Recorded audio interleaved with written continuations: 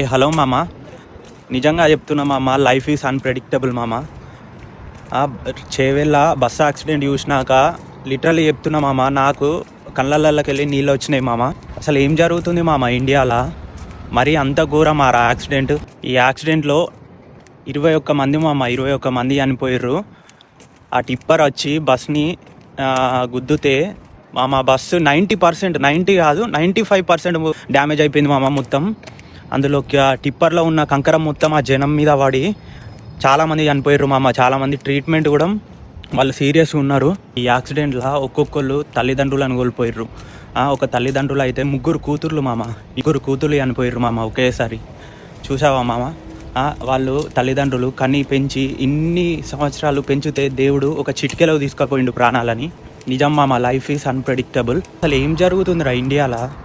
మొన్ననేమో bus fire accident, ఇప్పుడేమో bus tipper accident, మొన్నటి వరకు ఫ్లైట్స్.